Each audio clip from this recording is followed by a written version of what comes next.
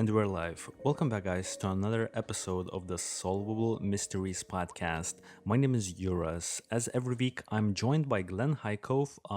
Dude, are you excited for this week's case? Yeah, happy episode 100. Yeah. Woohoo! I can't believe it, we did. Yeah, dude. I remember thinking back whether we will eventually reach this milestone, and we have. So it's really cool. And I guess, to keep it brief, the case that we have been teasing a little bit here and there. For episode 100, I don't think anyone really guessed it. So we're gonna be actually doing the Hinterkaifeck Murders. It's actually our very first episode that we did this case. I don't know, dude. Before we jump into this case, you wanna I don't know, briefly mention anything about our first episode, because I think you listened back to it yesterday, right?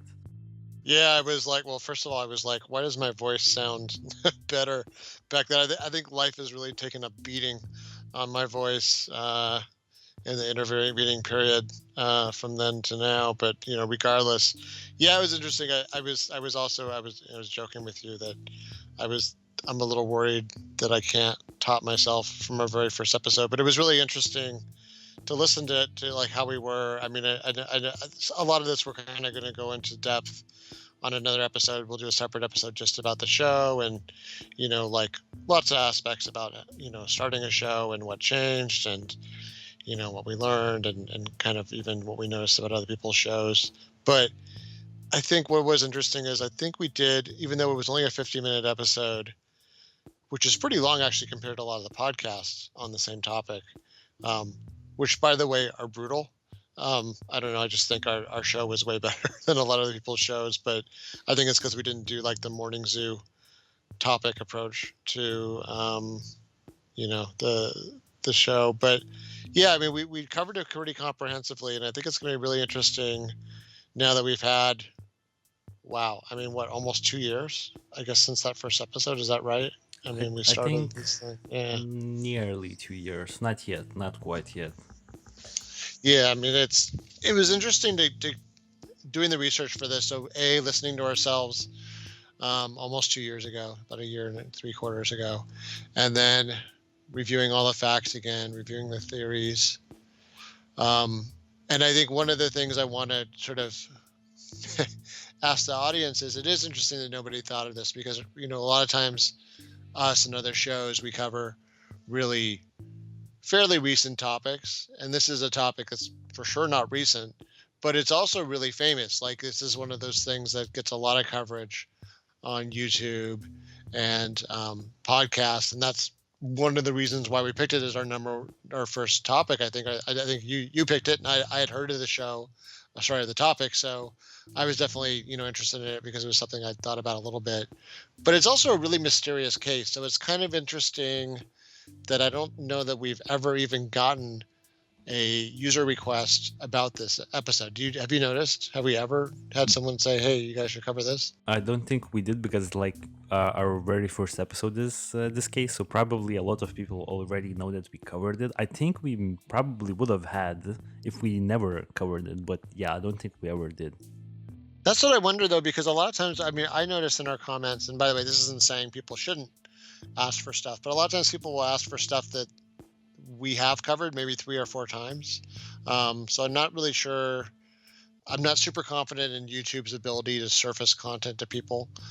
Even me, when I was trying to look up our own episode, I had to get really specific um, with, like, I think I looked for like Hinterkaifeck SMP, and like, oh no, couldn't find it. So I had to look up like Hinterkaifeck Solvable, and yeah. Anyway, it's, I think, going to be pretty interesting given how much we've evolved our show and the way we approach a topic to go over it. So I think that's probably a pretty good segue right into it. Exactly. Okay, so I think we could definitely start with a quick introduction and go through the timeline, I guess. And as always, we've been recently doing the show in a manner that, we go through the timeline and then we hash out certain interesting points in the timeline. After we are done with the timeline, then I guess a few questions and then the theories. So It's a jam-packed show this week. There's a lot to talk about, so why don't we jump right into it? So the quick story of the Hinterkaifeck murders is that in the town of Weidhofen, Germany, on the night of March 31st, 1922. So this is happening way back, 1922 in the 20s in the Germany. There was a family of five, as well as a maid that was working for the family. They were all brutally murdered. Now, the family consisted of five people. That was, I guess, the head of the family, Andreas Gruber. He was 63 years of age at the time of his death, as well as his wife, Kazilia Gruber, who was 72 years of age. So she was quite a bit older than him. That's one interesting fact I found. Now, both of these, the couple that I've just mentioned, they had a daughter who was Victoria Gabriel. She was 35. Now, her last name is Gabriel because she had previously been married to Karl Gabriel, who apparently died in the First World War. Well, it's still questioned whether he died or not. I think we will definitely return to him. Now, she had two kids. So one of the kids was a daughter named also Kazilia, just like her grandmother, I think. So let's probably refer to her as Kazilia Jr. And then we have another kid of Victoria Gabriel's who was 2 years of age. This is Joseph. I'm not even sure of his last name, to be honest, and we aren't even certain who's the father of Joseph. And I guess it's gonna be a big point in this case. Joseph's father may have been the potential killer. We will try to answer that question, as well as the maid. The maid was also staying, and the interesting fact here is that the maid literally died on her first day of work. This was Maria Baumgartner. She was 44. So just before we delve deeper, I want to quickly throw it back to you. Anything you find interesting in this family setup? I mean, it seems like there's a lot of interesting things are happening, right? Yeah, I mean, this may have been the most interesting family in ways that were mostly bad, but I guess in some good ways too, or at least ways that people were envious of them. Um, the one of the things well, two things is I found interesting. One is, like you said, Kazilia Jr. It is funny that, like, here in the U.S. at least, we don't do Junior for female names, but it's kind of weird. It's like, why don't we do that? So I think it does make sense. I have seen her referred to as Kazilia Jr. in some of the research. The other thing I'm not quite certain about is if um, Kazilia is actually um, Victoria's. Am I getting my names wrong already? I don't know if she's actually the original mother of Victoria. That's Uh, the part. y- Yeah. so just to hash this out, you're saying that Kazilia Jr. is not the daughter of Victoria Gabriel? Is No, that no, no. So okay? sorry. No, no, no. Let me be really clear. That Victoria is not the daughter of Kazilia. Let's see, Senior. Oh yeah, yeah. No, that's okay, okay. I Yeah, understand that. because Okay. Kazilia is actually Andreas's second wife. Um, as we're gonna explore today, Andreas is kind of a bastard, and I mean that not in like the technical way, but in kind of the is an awful person way of referring to him. He's, just notoriously bad by many different ways you can judge somebody, and we for sure will. But yeah, he seems to have been very hard on his family across generations, let's say. And Uh, and not just that. I guess since we're talking about it, we have to discuss this fact that Andreas Gruber, 63, he's 63, and his daughter, like biological daughter Victoria Gabriel, who was 35, they were having an incestual relationship since Victoria was 16. So she died at 35. So she had for the last, so for more than half of her life, She was in an incestual relationship with Andreas Gruber. In fact, Andreas has spent a year in jail for this, because I'm not sure how the law is right now, but back in the day, you know, it's a punishable offense, and he got reported, I believe, by a maid. Like, but this is happening way before any of these recent maids. This is like multiple years back. The maid, apparently, because I was reading through the files, found Andres and Victoria in like a haystack. You know, I don't want to know what That's that. like a Yeah. they were making. I mean, I don't mean to laugh. It's so horrible, but that's actually a saying, like making hay, or it's almost like a cliche. Yeah. People doing stuff in the hay. But I mean, yeah, I mean, actually, that's one of the things is sometimes when something like this comes up in one of these cases, it's like innuendo and rumor. Oh no, they have a paper trail because they were actually convicted. I believe for at least that conviction. Victoria was around 23, I think, when that conviction happened. That they had the paper trail on, and she spent herself about a month in jail. Now, there's a little side topic which I guess we won't get too into. It's like, at what point does she stop being a victim and start being like a willing criminal participant? I mean, you could argue that she's essentially been brainwashed. I mean, who knows if this thing even really started when she was 16? I mean, Yeah. it's just all very disgusting and dark. But you could almost argue that she's dependent in this household on him and his assets, and whatever, this farm, and sort of dependent on our family.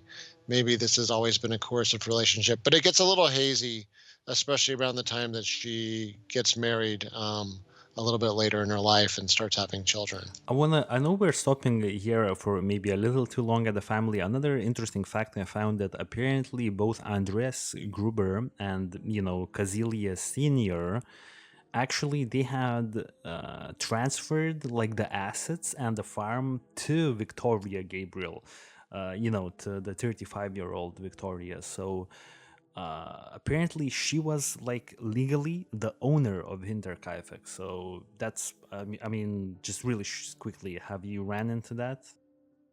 Yeah, I had heard something like that. I still wonder, given his reputation for his temperament, and a reputation for abuse and neglect and all sorts of other weird coercive behavior. I can't help but think that maybe this was like, she was his puppet. So you know what I mean? Like you see this all the time, is somebody controls somebody else, and then they take all their assets and they put them under this person who they essentially control. So, someone says, "Oh, person B runs this restaurant." It's like, no, no, but really, person A is still calling the shots. It's just, for legal Hmm. reasons, they've put it under person B. So that's And my then, thought. really, really quickly, this is the last thing, but this is really important for us, I believe. Okay, so Joseph, Victoria's youngest son, Joseph, who was two, definitely was not, was definitely, his father was definitely not Karl Gabriel, because he had died back in 1914, and and Joseph was born in 1920. So there's no way, a dead man could have, helped birth this kid. Now, the question I have is about Kazilia Jr. Do we know for certainty who is the father of Kazilia Jr.? Because she's 7 in 1922. Karl Gabriel dies in 1914. So Karl Gabriel dies, 8 years, apparently, allegedly, he dies 8 years before uh, the murders, and at the time of the murders, Kazilia Jr. is 7. So technically, in my head, I'm doing the really quick math. I don't see how Carl could be the father of any of Victoria's children, neither Joseph nor Kazilia Jr. Do you have any more information on that? This is like the last thing I want to hash out. Yeah, I'll just keep it quick. So, in theory, he still could have been the father. So the idea was that he had conceived Joseph with Victoria, and then gone off to war, and then died, and then like Joseph is in gestation and then eventually is born. Now, That's Kazelia Jr. That's not Joseph. sorry, no, yeah, sorry, not Joseph, Kazelia, sorry, yeah, Yeah. Kazelia Jr. So yeah, in theory, sorry, yeah. So Kazelia Jr. could have been conceived. They did the timing on that, and that apparently wasn't as controversial. Now that being said, um, there's no guarantees at all. There's no guarantees at all that, given both what we already mentioned with the incestuous relationship with Andreas, and also she had a reputation for being somewhat promiscuous by the standards of that society and that town. There's no guarantee that it wasn't someone else. All right, all right. Okay, so I think we're ready to jump into the events of, I guess, March and then very early April 1922 in around, Hinterkaifeck in Germany. Now, before the murders, strange occurrences have been happening. Now, quickly, I want to mention this fact that Hinterkaifeck is not a location. Hinterkaifeck was a name of a house. The location was, I don't really know, it was some sort of a different town. Maybe it was part of Weidhofen, the house itself, because Hinterkaifeck is a house. It's not like a town, not like a street. It's a name of the house. So in around the Hinterkaifeck house, strange things have been happening for quite a while, and this is one of the questions I will want to stop and really hash out with you. But before I do that, I want to quickly read what I have here. Is that shortly before the attack, well, I think let's jump to the previous maid. The first thing of note is the previous maid. 6 months before the crime, the family maid at that time, uh, Crescence Rieger. Crescence Rieger quit. So the previous maid had quit her job at this Hinterkaifeck house, and now we don't really know exactly why she quit, but I think she stated, because she was interviewed on multiple times by the police investigation, that she believed the house to be haunted.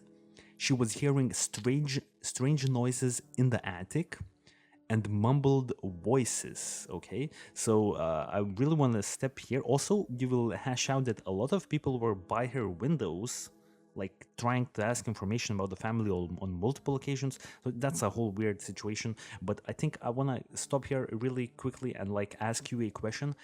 Do you personally believe that what Crescence Rieger, the previous maid, heard in the attic is actually connected to the murders? Because this is happening like multiple months before the actual murders. So that would mean that the perpetrator would have to stay in the attic for many months. Do we think that's realistic? You know what? I do, because it sounds like Crescens was not the only one affected by these noises. Now, one of the other shows I listened to, they're like, well, they thought maybe she was mentally ill or maybe there was something else going on with her. But then all of a sudden, we have indications that other members of the family were either directly or indirectly being affected by this noise or disturbance or something in the house. Something else was going on.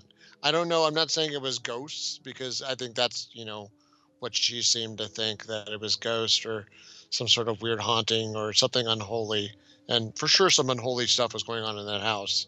So, yeah, I mean, maybe Mm. you could say she was just projecting, right? You could say she was getting bad vibes and sort of, assigning them to stuff she would want to talk about, instead of talking about the things she didn't want to talk about, which was the disgusting stuff going on in that house. But yeah, it just seemed like there was enough indication that maybe other members of the household were getting also woken up by or disturbed by something going on in the house also.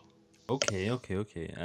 Let's jump to a more recent timeline. This is the month of March. So, Andreas Gruber, let's remember the bastard guy who was 63 years of age, the one that had the incestual relationship with his daughter, found a strange newspaper from Munich. Now, Munich, it says here, is around 43 miles, which is 70 kilometers away from Weidhofen, the town that Hinterkaifeck was in. Yeah, so this finding happened on the property in early March 1922.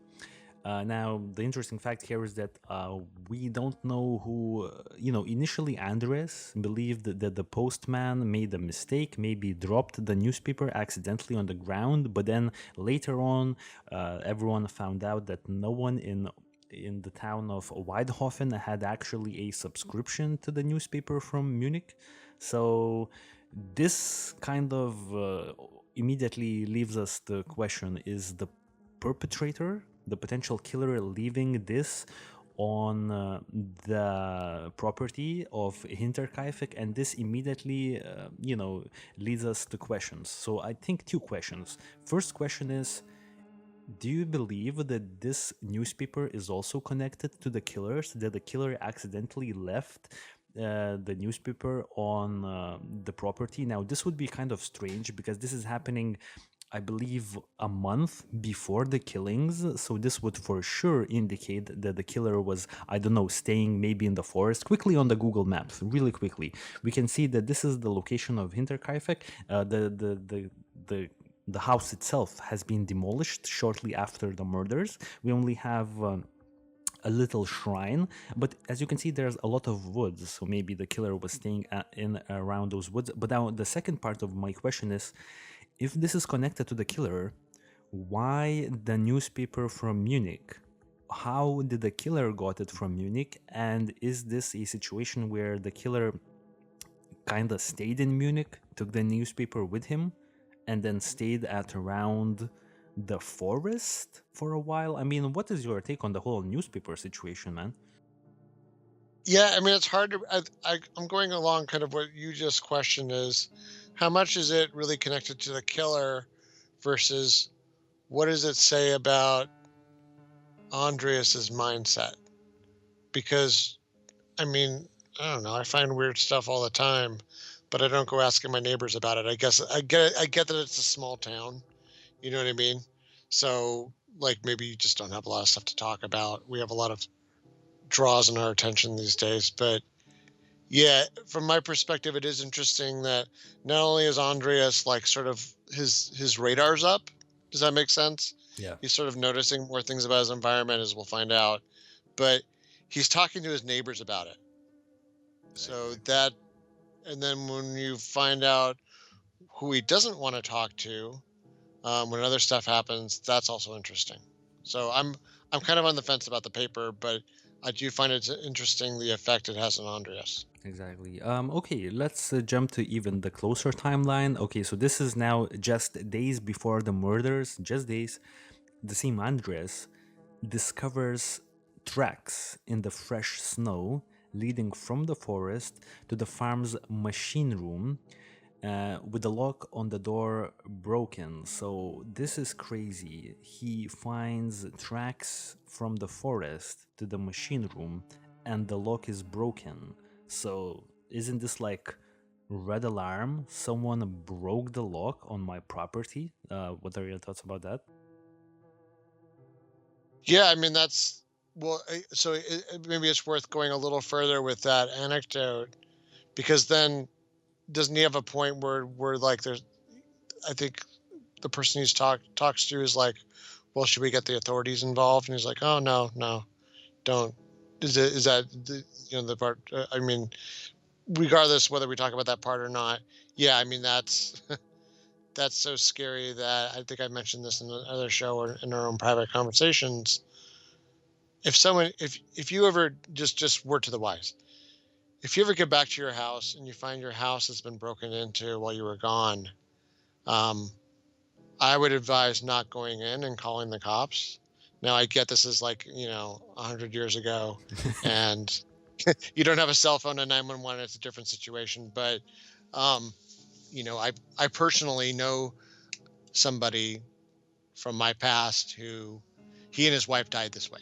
They went into a house they got back to their house separately, and the person killed them both separately. The person that broke into their house had actually come back to their house, and because the police wouldn't, in the town he lived in, wouldn't clear the house, um, that's what happened. So that's one of the most dangerous things you can do is come back to a house or a structure or whatever that you own and it's been broken into. Yeah, for me, that's like a bright red alarm. Right, exactly. Now another alarm, I guess, and maybe even the bigger, still, as we're talking about this particular incident, is that Andres did not find any footprints leading out of the farm towards the forest. So just from the forest to his property, but not going back. So I think this is kind of this is most likely connected. I mean, how else we could describe now for everyone who is listening to this on the YouTube channel? I have the picture of the property, and I quickly want to ask you a question because I didn't really, I guess, found out this information. A lot of the sources are in German. It's sometimes a little bit hard to traverse them. Now, from this picture right here, dude, if you could like check, and for everyone actually, the house itself, Hinterkaifeck house, is this structure right here, and it's basically this one pretty big structure that's like connected. So the stable or like the barn is actually connected to the living quarters. So initially I kind of assumed that there to be like two different structures, but this in fact is one really big structure that is like connected. Now, we have another building on the left hand side. So I just quickly had like this question. Maybe you will know the answer. Is this the machine room? Yeah, maybe that's the machine room. That makes sense because I can't think of I didn't I heard the same description of the structure you did that the like the barn was connected just contiguously with the rest of the house in a giant L. And I don't by the way, doesn't that seem kind of stinky? I don't know why you would do that other than maybe you don't want to go out in the snow to have to feed your animals during the Yeah. winter. I guess that's my guess why you would do that. I mean, it seems like that would help actually spread diseases and things like the flu back and forth, but yeah, I mean, that's the only thing I can think of is maybe that's the machine room. It looks a little when I'm just looking at the picture, it's a little hard to tell. Does it look like it's actually exposed to the elements? Yes, I think so. Yeah, which that doesn't seem so good for the machines for machines in snowy Germany. So I wonder if it's just like a hay like for hay or something like that Yeah. to keep separately and keep it from getting to I don't know, maybe to help it dry out. A, Not m- sure. a massive chicken coop. It's not a possibility. Maybe it's too big for a chicken coop, right? Because look, dude, if you would pay close attention to Yeah. this little area, this is a human being. So we see that this structure is actually a lot bigger than it may seem to us, because like we have, just for comparison, a person, and the person looks really, really small in comparison to this structure. So yeah, this structure is kind of massive when you think about it. Yeah, it's true. I mean, and it almost is that like a door on like the you know what I mean? Like yeah, right there, those hinges. I think so. Yeah, that's pretty weird. So I mean, that looks enclosed. So I was looking at the first. I mean, I'm glad you mentioned the person that's standing there for perspective because that is true. I mean, it almost makes you wonder if it's like raised to avoid flooding or something like that. Then that would make sense that that was the machine room. You know what I mean? That you lifted up because it's the most valuable thing that you own. And then if water pools or I don't know, whatever reason, you don't have water pouring into where your most valuable asset other than your livestock is. Yeah, exactly.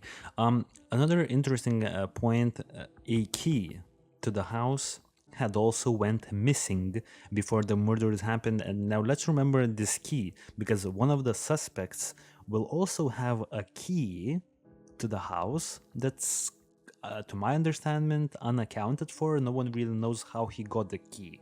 And now the key is missing. So I don't know about that. We'll talk about it a little bit later.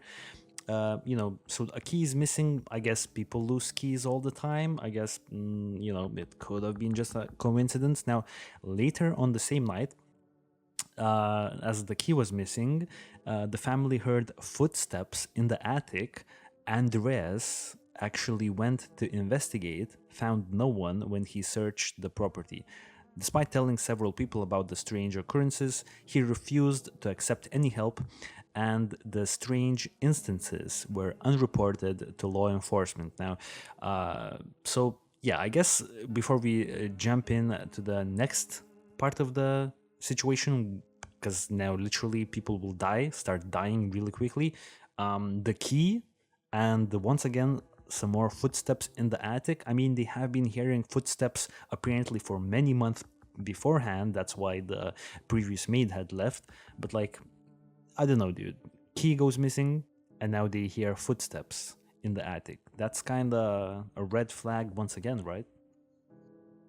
Yeah, it is. Now, people have said, just to play devil's advocate, that maybe because Andreas and, other members of his family had been in some legal difficulties earlier, that maybe he was a little bit shy about calling law enforcement because he had like embarrassing stuff apparently ongoing in this household that he didn't really want cops sniffing around and maybe talking to people. And then the next thing he's going in there again for incest, back to court. But Because yeah, yeah, it's definitely weird, right? Yeah, I don't. Other than that, I mean, it's there's really disturbing stuff going on. Now, the key and the person you're talking about, I have some other thoughts about that. But that aside, yeah, I mean, if at least to Andreas, it's pretty worrying if all of a sudden this key's gone, all these weird footsteps. I don't get, like, when the footsteps happen. Don't you like stick your head up into the attic and say, like, who's up here? yeah. I mean, he kind of did, right? He investigated and Yeah, he found nothing apparently. So I don't know. It's just like some sort of ninja. that's weird. Now, I mean, is this the part where we want to talk about how these events have been? There was some other stuff going on in the household with, like, Victoria running off into the forest apparently at one point, Yes. and yeah, is this now the time to put that in, or do Yep. you want to? No, it's part of the timeline. Yeah, you could like actually go into it. Yeah. Yeah, because I think this actually, I think it actually happened what they think the morning of the day that they all died. Um, so Kazelia Jr. is in school and she was like falling asleep at her desk, and her teacher's, you know, admonishing her about it. And he's like, "Well, what's the deal? Why are you falling asleep?" And she's like, "Oh, we were up all night looking for my mom because she ran off in like some kind of emotional huff into the forest." So you have to wonder, what was that about? I mean, is that just the normal wear and tear of, a dysfunctional family that's had a lot of issues and has, a lot of different stuff going on? Or is that in relation to what immediately happened after that, after that series of events? And yeah, it just really, like, I mean, I think there's one of the reasons I think why this is such an interesting case to everybody is that it sounds like a horror movie. Sounds like a horror Exactly. movie. The part right before everybody starts getting killed. I want to ask you another question in regards to this exact information that Kazelia Jr., the 7-year-old Kazelia, I'm sorry, Jr., tells, I think, the teacher or maybe one of her classmates, I wasn't really too clear, that her mother, Victoria Gabriel, runs out of the house after like some sort of an argument with Andres, I would assume. Now, there were some sort of sources or something like that stating that the teachers actually said that the person who ran out wasn't Victoria, but it was actually Kazelia Sr. So, do we? I just want to quickly just like get this out of the way. Do we know for a fact that it was the Kazelia, that it was Victoria who ran outside of the house?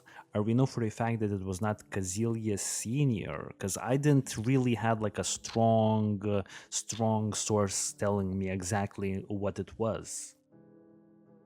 No, I mean, I've only heard the version where I believe it was the child saying that her own mother was the one that got upset and was off, in the forest, and they were looking for her. Um, Right. But I mean, yeah, at this point, yeah, it's really hard to tell because it's one of those things that we don't have Mm. a lot of a paper trail about. Exactly. Okay, let's do this. The March 31st, the day when everyone dies, and this is gonna be crazy. One of the reasons why it's so crazy because on the afternoon of March 31st, 1922, the new maid Maria Baumgartner has arrived at the farm.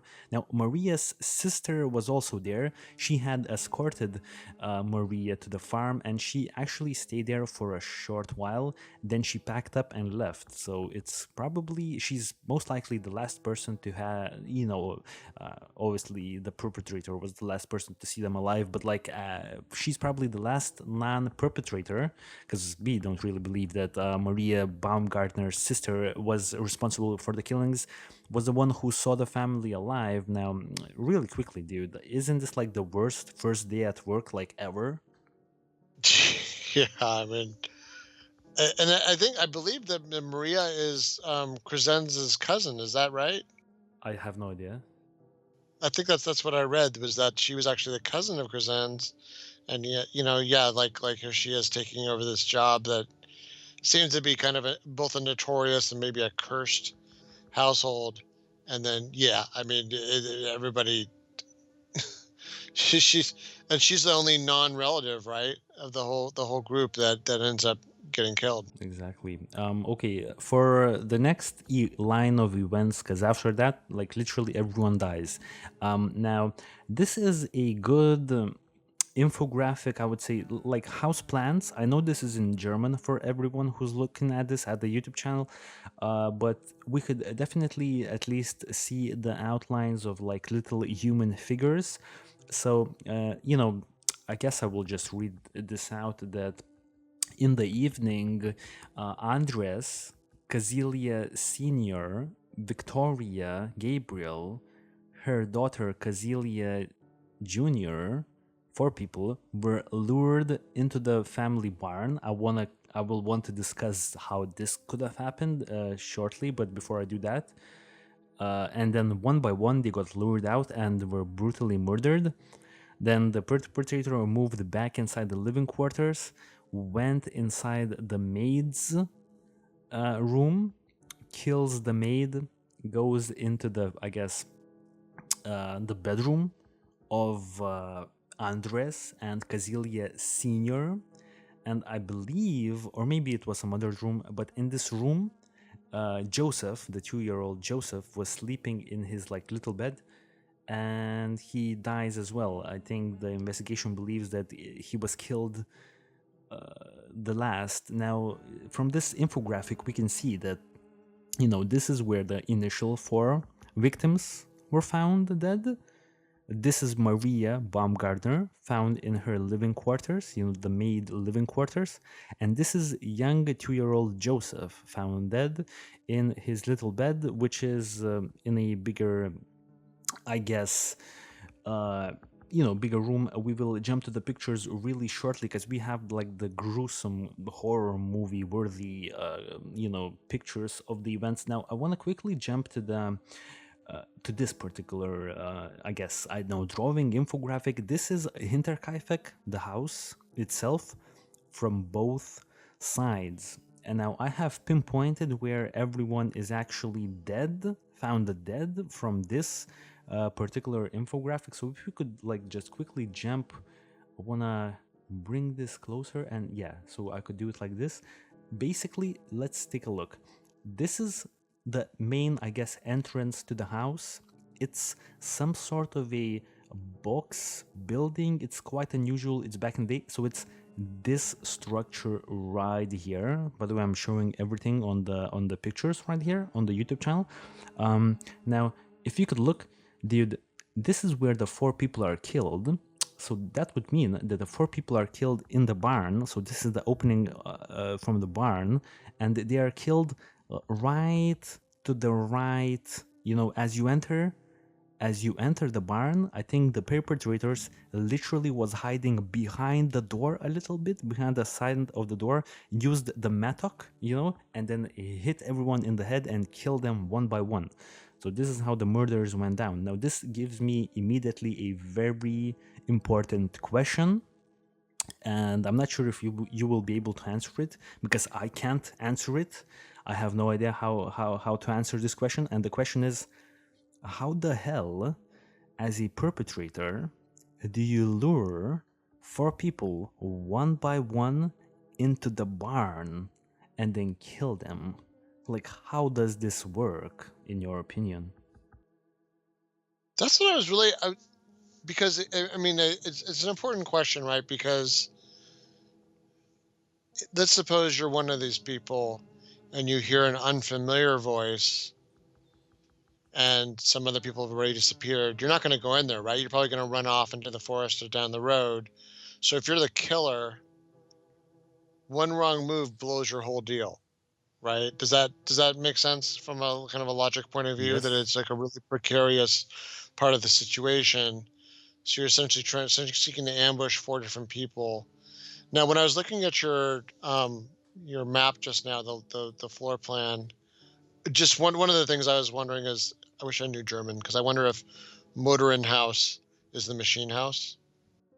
I'm trying to find.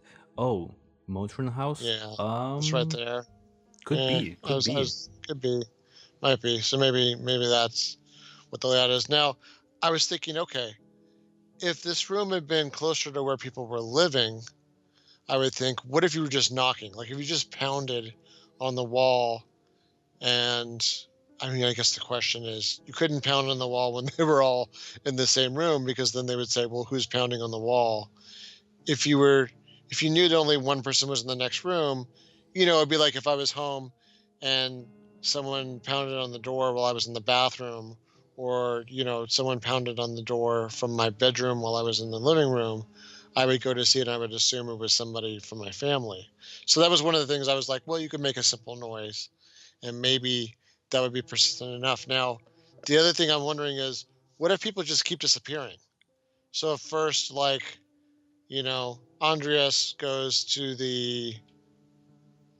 this room The and barn. he disappears. Yeah, the barn, and then so he goes to the barn first and he doesn't show up, and then like the next, Kazilia Senior is like, oh well, what happened to Andreas? So she wanders over to there, and then bam, she's done, and then and then the next person and the next person. So like Victoria, and then finally the little girl, Yeah. or the opposite, or vice versa. She says, "Oh, go see what's going on with grandma and grandpa." You know, Kazilia Junior goes in there, bam, she's done, and then finally, Victoria's like, "Man, what's going on? Like, what is everybody doing in the stall?" And then bam, she's done. Really quickly. That makes sense to me. Yeah. Really quickly to give you another question. Like, as a killer, would you uh expect this to work? Like, because for me personally, I wouldn't expect uh, my victims to just come to me like sheep one by one. It's kind of super hard to expect that. Like how are you so sure that okay, I'll just stay here and kill one of them, another one, and then how are you killing them uh, without them apparently making too much noise? Well, they had tested that apparently tests were made that from this particular area that we can see right now in this picture. By the way, this door, if you can see this door, is another door. So now I'm kind of questioning how did they enter the barn. I feel like they all entered through this door. I'm actually only realizing this fact right now because if we would look at the floor plans, right, as you can see, this is the door that I'm referring to. This is the main door to the barn, the big outside door, but this is the inside door, the small door, and it's this door right here. So apparently, I think everyone's like coming from this door, but now, so it's kind of difficult to say. Well, maybe I guess the perpetrator could have like been standing here and like as a new person goes in, like he just strikes them in the head with a metak. Maybe that's how everyone died, you know. I mean, The one yeah. thing I was thinking is, what if you, what if you took one person as a hostage and then coerced them into using their voice to cry out for the other people? So, um, I mean, I don't know if it's okay for me to say this now, but Kazilia Jr., they said that she Yeah. had lived on for a while after she'd been killed. Well, after she had been, let's say, given fatal blows, and she torn out her own hair. And now I'm kind of wondering, well, how much of that hair did she tear out versus somebody grabbing her by her hair and sort of using pain and other coercive measures Hmm. to get her to call out for one person at a time? I mean, the only question is, look, if more than one person shows up, well, then it's much harder to manage that scene. Now, it's interesting. I wonder why they say, and this is a little bit hard to determine sometimes because some of this paperwork is like gone or concealed or whatever by the authorities. I mean, obviously, any piece of paper from 100 years ago is going to be a little hard to find now if it's not well taken care of, and that's the case for a lot of things. Um, how do they know that it was all one at a time? Like, how do they know that two people didn't show up and this guy just like, Steven Seagal is like, kaba, kaba, just swings wildly and is just taking out That's a two or good three people question. at a time? Yeah. Yeah, that's a good question. That's actually a very good question, and maybe someone in the audience can answer that. I have no idea. How do we know that it was done one by one? But now I want to bring it back a little bit to the hostage scenario that you've portrayed. Um, I don't really know if that could have worked. Well, it could, obviously. Everything could work, to be honest. But let's remember that Maria Baumgartner, she did not go to investigate. So, your thoughts why Maria Baumgartner, once again, in the four plans, she was found here. She did not go to investigate. Now, I have two theories. One is because the living quarters is like literally the furthest area in the house from the murder scene, so she may have not heard it. Another thing is maybe she already knew about the family a little bit, knew what kind of shenanigans goes down, and she maybe on her first day of work didn't want to go investigate and decided I'll just sleep it off. So your thoughts? Yeah, I mean, I'm going with your first point that it's the furthest point in the house, literally, from where everybody died. And I can't help but wonder, maybe he tried. Maybe he tried to lure her over. Maybe he didn't know her name. Like, because it is the first day of work, so it's the one person that doesn't. If this he or she, let's assume it's a man though, if he was or them, whoever it is, was staying there, this is the one person who hasn't been on the premises for more than 24 hours, right? Yeah. So it's the one person that maybe he doesn't know exactly how to lure that person over, or even what their schedule is if they haven't had a maid for like what, 6 months? Is that right? So the other person would have been gone Yeah. for something like 6 months. Is that right? So this is the one person that doesn't fit in the schedule. And then finally, when he's doing like kind of like the cleanup phase or the, finish everything off phase, he's like, oh, there's a whole other person here that I didn't even know. I didn't even factor in. Yeah. Okay. All right. Now, I guess what happened next is pretty obvious. He goes into the house, kills Maria, then kills Joseph. I would assume Maria may have been asleep. I don't really know the information whether it was a difficult kill, Maria. Was she a difficult kill, or did he hit her in the head really quickly? I want to quickly ask you a question now, because let's think about it out of the box a little bit.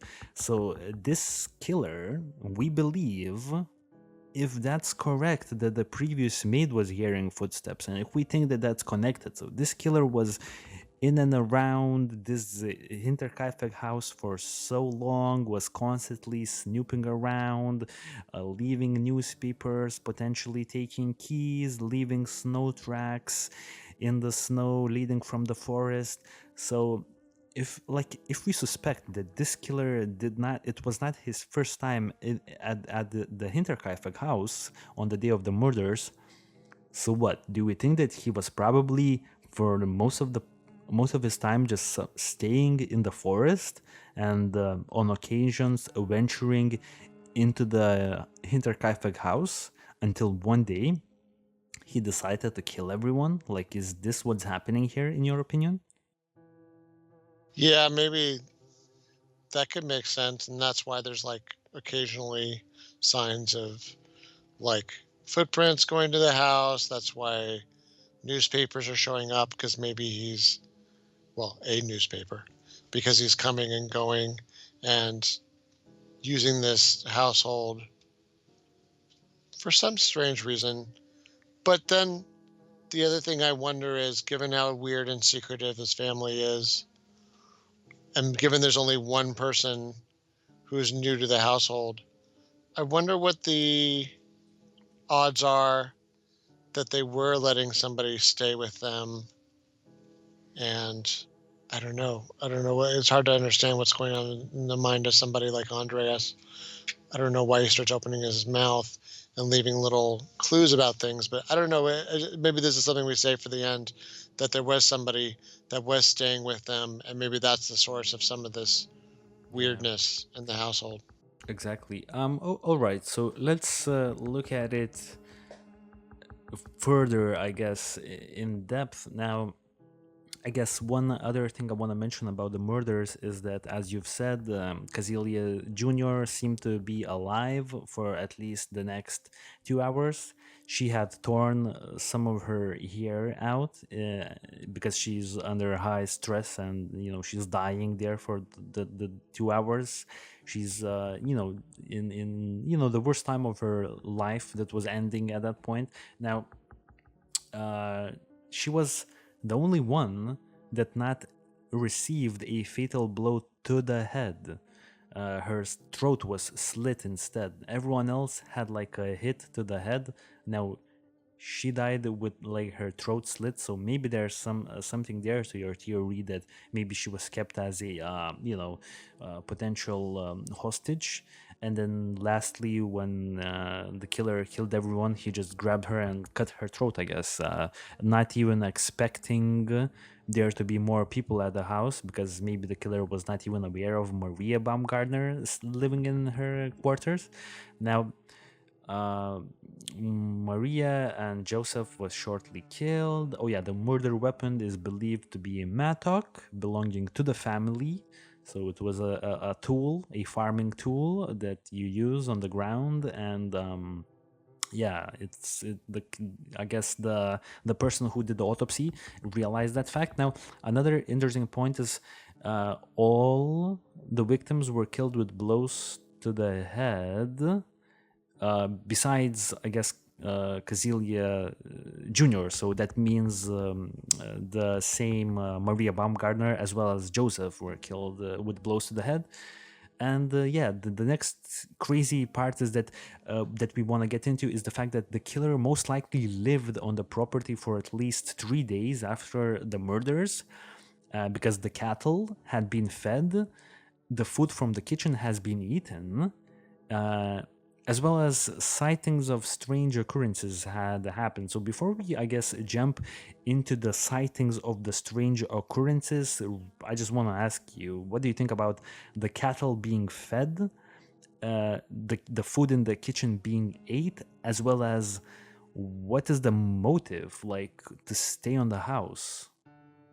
Yeah, I mean, this is the thing that I think puzzles me the most, because yeah, I think this is like a central part between, I guess, the condition that the bodies were found in, and this behavior of allegedly feeding the animals, at least some of the animals. Though it looks like the dog was maybe fed some of the time, but apparently the dog was super hungry when other people showed up later.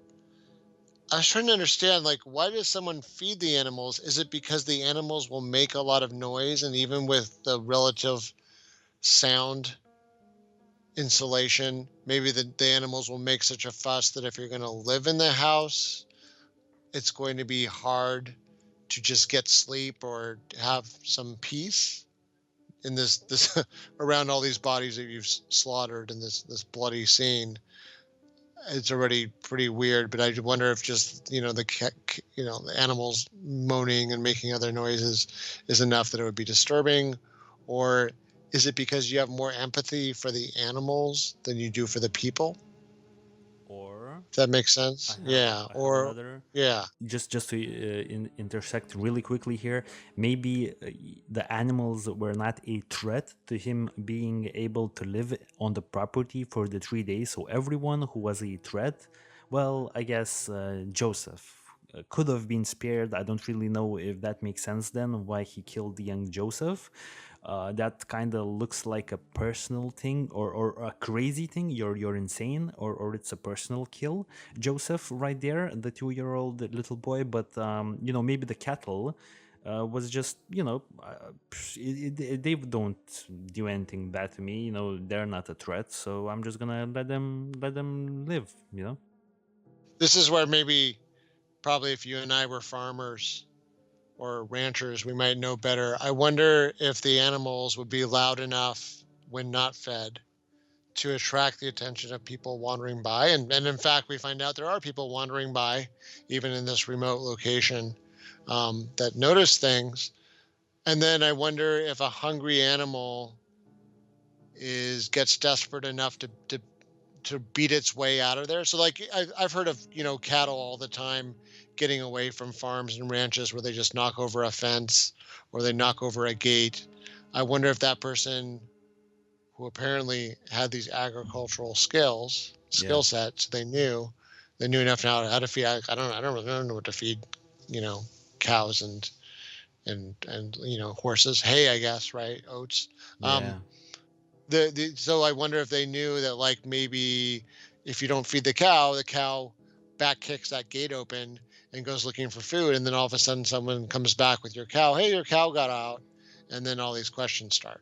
Exactly. Now, in regards to people wandering in and around the Hinterkaifeck house in the following days, let's go through everything here. And by the way, I just want to quickly immediately say that this is most likely going to be a longer episode, but that's completely fine this week. I guess it's the Well, episode 100. Yeah, yeah.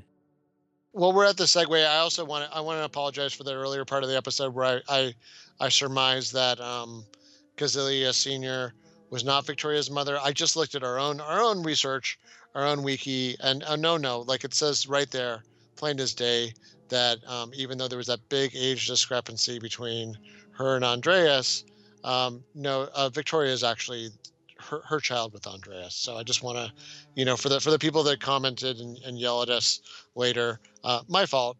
But yeah, no, just now that we're Perfect. about halfway through, yeah, just Okay. straighten that out. And just to add some more fuel to the fire here, I guess, could you imagine the mental state of Kazilia Senior?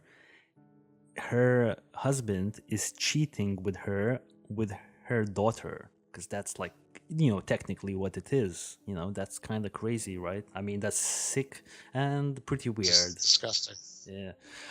Okay, so what happened next after the killings? Well, first of all, the bodies have been found only 4 days later. So for 4 days, no one really knew what was happening. I mean, the Kazilia Junior, she wasn't showing up at school she was absent without any excuses. So that was kind of weird. And like this, it was building up in the town, the suspicion of the family not being around, not going to church. It was all building up. It was everyone's getting suspicious. Before that, let's dissect what actually went down. So, yeah, basically, the first encounter was of a farmer, and he was going home.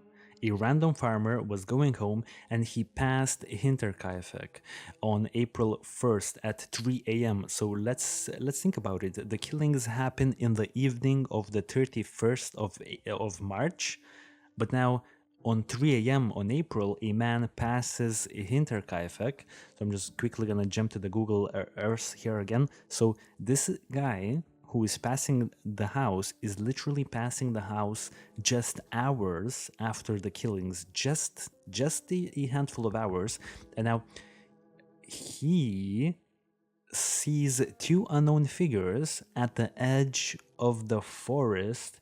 So I would assume if he's passing, so it's a Hinterkaifeck is in such a location, at least from which we can see in the modern maps, that it's hard to really pass it to go anywhere. unless you're coming maybe from this direction, passing it on the corner, and then moving in to the town of Grobern. So the edge of the forest would be literally just anywhere on the outline that we could see. So on the outline of the forest, literally just hours after the murders, the, the man, the farmer, sees two unknown figures.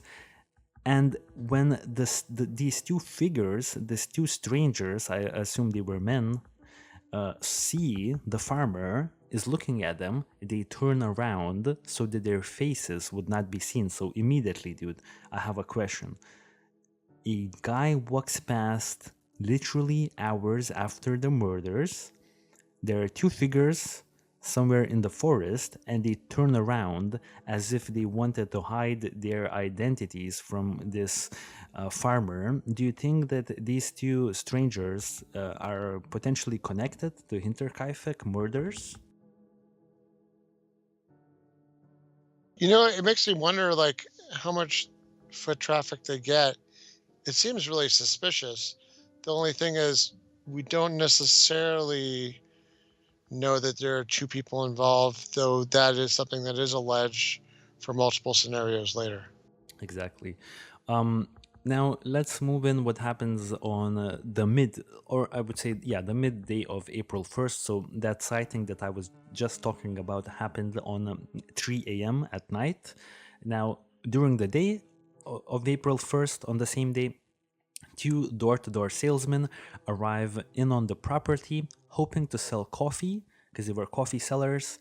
They walked around the yard after nobody responded to any knocks on the door or windows, and also they found no one there. So they pretty much also noticed that the door to the machine house was also open, and that's all they did. Then they left the property. So the following day, two men arrive on the scene, try to knock on the door. No one answers.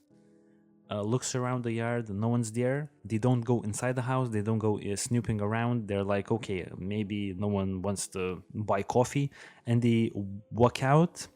I don't know, this particular sighting didn't really was of any, I guess, interest. Only that, do we think that the killer was at the house, or killers were at the house at that point?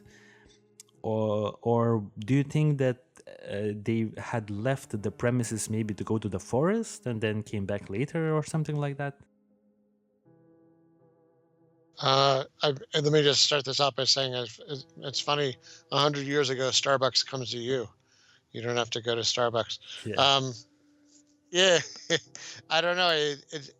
I think it could be either or, because we're not sure if this person, made a permanent home there. But it seems like everybody that talks about this case acts as if they think this person was there, just solidly sort of hunkered inside of the house for 3 days. So maybe this is one of those things that makes that person eventually realize they can't stay for an extended period of time. All right. Um, Between 3 p.m. and 5 p.m. on the same day, so still April 1st. So this is the third encounter on the next day. So there's a lot of people walking by this Hinterkaifeck house. At least on the following day, two hunters stopped by at the house in hopes to purchase some goods from the farm. They left because there was no smoke coming out of the chimney, no chickens in the coop, and no people to be seen. Okay, so I guess once again, literally nothing we could gauge from this. Literally just as the coffee sellers, they don't see anyone, they don't hear anyone. It's just an abandoned house, almost like. Now the same night, another. So the fourth encounter. So four encounters on the next day. Four encounters on the following day of the murders. And this is the craziest one for me by far, not even close. Anything doesn't even close. And this is the one where we really have to dissect it. At 11:30 p.m. on the same night, Michael Plockel, who was one of the neighbors from Grobern, from the other town nearby, He stopped and noticed a light in the oven and smoke from the chimney from the Hinterkaifeck house, which he later described the smoke as having a disgusting smell. So he was smelling something disgusting burning in the Hinterkaifeck house, on the following day of the murders. But at this point, no one knows that the murders had occurred. Now, a few moments later, after he notices the strange smell, a man comes up to him with an outstretched arms, and he was holding like a lantern. So let's imagine the scene. This is like a horror video game scene. A man is then approaching him with like his one arm like stretched in front of his face and holding a lantern. So the lantern is covering his head, so you can't really know who this man is, but you could just see a figure approaching you holding a lantern, and this is happening at 11:30 p.m. On April, so it's almost, I would assume, pitch black dark. So just imagine the scene, and Michael just runs away because he's like, nope, not having these problems today. So he just runs away. So yeah, dude, your thoughts on this whole ordeal? First of all, good instincts on that guy, right? It makes you wonder, was it both arms outstretched, or was it one with, me having the idea that maybe a weapon of some type, or, what we find out to be the murder weapon later, which Yeah. is a mattock. Well, Yeah. Do you think that was like, yeah. just to answer the question, this particular sighting has not been investigated by police because Michael apparently reported it only like later, as well as Michael, the same Michael was one of the people who actually, a few days later, actually ventured into the barn with some other people to look what happened to the family. So he's kind of brave, spotting like something traumatizing like that, and then still willing to go back into the house to investigate a few days later. That's kind of crazy. But to answer your question, I think like his statement, and I've been seeing this thrown around a lot, that he was blinded. He couldn't really see. He could have seen. He couldn't really see if the man had a weapon. He couldn't really see. He just saw like a really bright lantern approaching him in pitch black dark. Some really disgusting smell coming from the chimney, and he's like, Hinterkaifeck, this is April Fool's, April 1st, and I'm not gonna get fooled today. And he just like jetted. So I think he was blinded. What did you make of that was my biggest question. I mean, other than, yeah, it's pretty scary, and it sounds like the guy really dodged not a bullet, but maybe a mattock to the head. What what could be disgusting coming out of the chimney? Because I was like, I mean, nowadays, if you smell something bad coming from like a chimney, or something bad burning, usually it's somebody burning plastic, right? But that's one of those things that people burn sometimes inappropriately, and it has a really bad smell. But I was trying to think back then, because they didn't really have plastic back then, not really.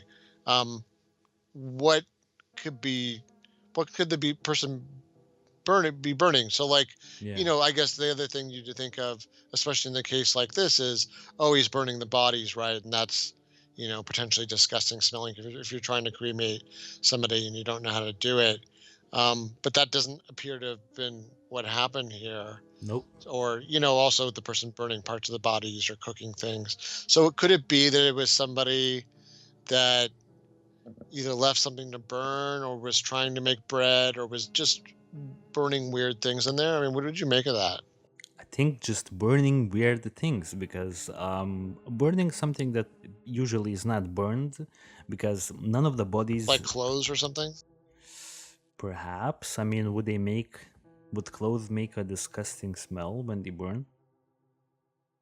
I think it would make a weird smell. I mean, if you used to, I even here in, like, urban Los Angeles, suburban Los Angeles, um, like I can discern the smell of like firewood versus a wildfire, which we've had a lot of those lately, um, versus like a barbecue. like a charcoal barbecue versus like a smoke pellet barbecue. So there's some things that smell normal, like wood or coal or something. So I wonder if maybe clothes, cotton or wool, maybe something like that burning doesn't smell right. I haven't burned clothes lately, but that's my thought. Yeah, same here. Have no idea. Like maybe someone in the audience could also chime in. What do you guys think was burning?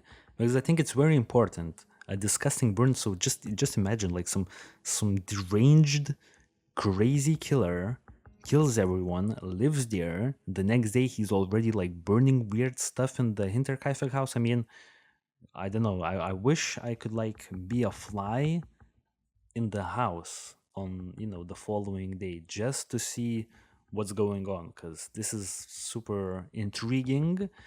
Now let's jump to the second day, April 2nd. The family is absent from Sunday worship because it was Sunday and they would usually go to church. Victoria was a singer in the church choir, and when the two friends went to the farm to meet her to go together, they met no one. Furthermore, Kazilia Junior School noted that she was absent without an excuse on the April 3rd and 4th. On April 3rd, the postman also noticed nobody was there, and he usually would have seen the kids, baby Joseph as well as Kazilia, I guess, in the kitchen. Kazilia Senior would also be like in the kitchen, but there was no one. On April 4th, a repairman arrived at Hinterkaifeck to repair the engine of the food chopper. Now, I actually looked into what the food chopper is. You can find it on hinterkaifeck.net. They have a description of that device. It's apparently just something to like chop up like the vegetables or something like that. It's an old school thing. No one uses those anymore. So, but it was broken, and this repairman arrives. He sees nobody around. He only hears the farm animals and the dog inside the barn. The repairman decided to get started on the repair after waiting for an hour. So it took him around 4.5 hours to complete. So really quickly, I want to ask you another question about this particular incident with the repairman. Do we believe that at this particular point in time, the perpetrator had already left Hinterkaifeck? Or would we, because like, wouldn't the killer just see, oh, another victim just, fixing something in, I guess, the machine room or something like that? I'll just like sneak up behind him and, kill him as well. So, or do you think that the killer, would have like stayed inside of the house in the hopes that the repairman doesn't like actually venture inside of the house? Because that's kind of a risky thing. I would kind of assume if the killer was there, he would either flee at that point or then go for the kill and kill the repairman. Yeah, I mean, I agree with your logic. The only exception I can think of is if the killer had a particular vendetta against the family and had kind of wrongly assumed that the maid was part of the family for some reason, because he didn't know why she was there. Then maybe that's why he likes. Oh, it's like a it's like a kind of like a bros thing. It's like, oh, it's a working class guy out here doing his job. I'm not gonna kill some guy that's just here to fix the machines. He's like, almost sees it like an animal on the farm. Just as strange as that sounds. Yeah. Maybe that's why. Or to your point, maybe the dude is out taking a little stroll in the woods and has no idea what's going on. By the way, does it ever kind of strike you like for a house that's out in the middle of nowhere? They sure get a lot of foot traffic, huh? I mean, geez, I mean, other than like the Amazon people and the post office person coming by my house, I don't get as much door to door traffic as they seem to get in like a 3 day period. I mean, Yeah. even 11:30 at night, you've got dudes hanging around outside their house. What's going on? I mean, this is like, Yes. do they live next to like the rural German version of a highway or what? have no idea, man, because literally it seems like everyone is like venturing in, but no one's actually going inside and no one's really noticing it until April 4th, 3:30 p.m. on the same day. A neighbor, very important person in this case, Lorenz Schlittenbauer, decided to send his son Johann, who was 16, and stepson Joseph, who was 9, to the house to basically see if they could make contact with the family. They returned, stating that they did not see anyone there.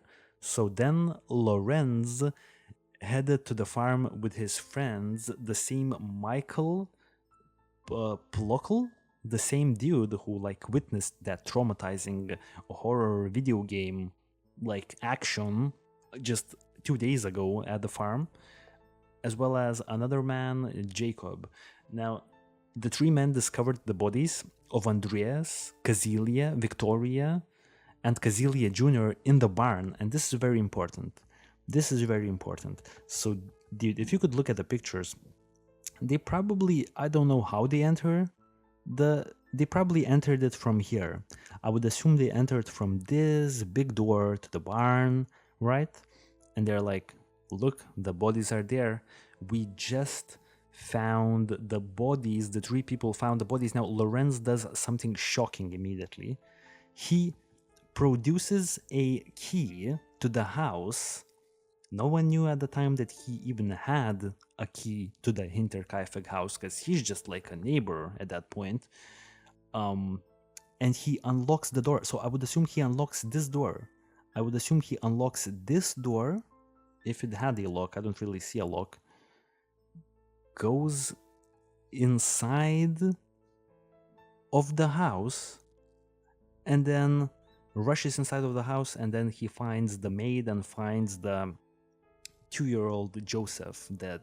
So for me, it's like, for everyone, it was kind of strange, because wouldn't he still think that the potential killer is inside of the home?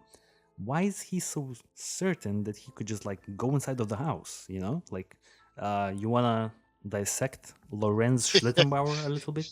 Yeah, I mean, I think this is why he becomes. I mean, not just now with you and me and the rest of the world talking about it, but back then, he becomes like suspect numero uno because um, he starts. He walks around the place like he owns it. Like he was so familiar with the place. You almost would have thought he would have been able to find his way around in the dark.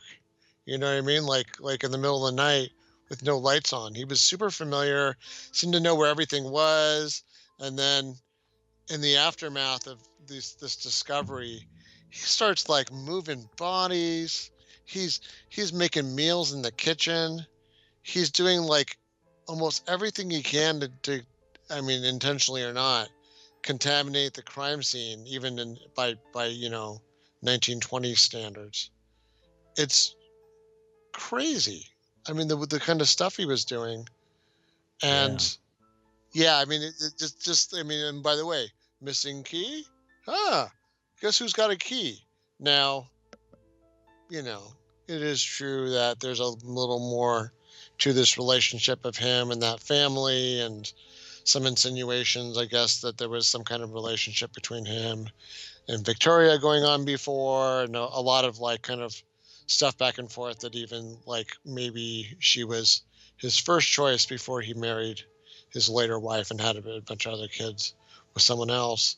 But and even insinuations that Joseph was his child with Victoria. I So just yeah, for whatever's that's worth, yeah. I just want to quickly add some more information to Lorenz Schlittenbauer's, relationship to the family. Apparently, his wife, Lorenz's other wife, died in 1918, so 4 years before the murders, and it's being suspected that maybe Lorenz had like a relationship with Victoria, the same Victoria who had that incestual relationship with her father. And it's speculated that because no one really knew who Joseph's father was, so we only have like two people that are most likely the father. It's either Lorenz or Andreas, you know? So some people, and there were like legal proceedings where, if I'm not mistaken, the last person to officially claim Joseph as their son was Lorenz. And if I'm not mistaken, Lorenz never, because he kind of denied it, then reclaimed him, then if I'm not mistaken, denied it again, and then maybe reclaimed him again, because there was a lot of back and forth. And you know, in the investigation, I guess when he was questioned why he ran into the house, his statement was, I was looking to see if my son was there. I was looking for my son.